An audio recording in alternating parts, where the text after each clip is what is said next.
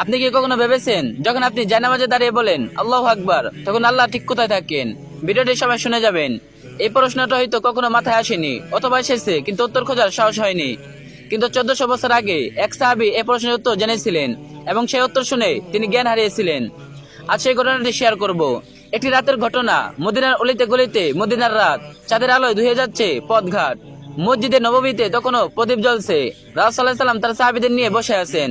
সেদিন হযরত আবু যর গিফারী রাদিয়াল্লাহু তাআলা আনহু রাসূলুল্লাহ সাল্লাল্লাহু আলাইহি ওয়াসাল্লামের কাছে এসে বললেন, মনের ভেতর একটা প্রশ্ন অনেকদিন ধরে ঘুরছে, লজ্জা জিজ্ঞেস করতে পারছি না, কিন্তু আজ আর থাকা গেল না। আস্তে আস্তে বললেন, ইয়া রাসূলুল্লাহ, নামাজে যখন আমি দাঁড়াই আল্লাহ তখন কোথায় থাকেন? মসজিদে একটু নীরবতা নামলো।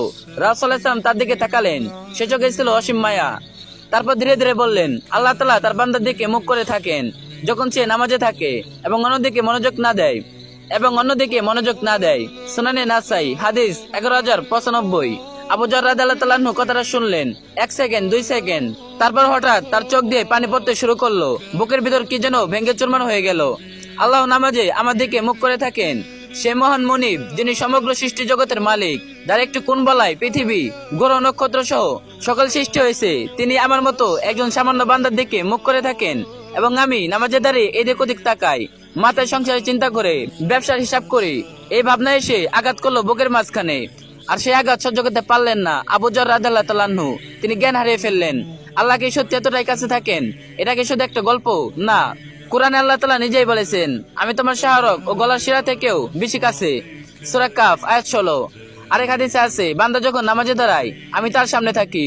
সে যদি ডানে তাকায় আমি তার ডানে, বামে তাকালে আমি বামে, সরাসরি সামনে তাকালে আমি তার সামনে। মুসনাদে আহমদ। একটু থামুন, এই কথাটা আবার শুনুন। আল্লাহ আপনার সামনে থাকেন, নামাজে তিনি আপনার দিকে তাকিয়ে আছেন। আপনার ঠোঁটের নড়াচড়া দেখছেন, আপনার চোখের পানি দেখছেন, আপনার বুকের কান্না শুনছেন।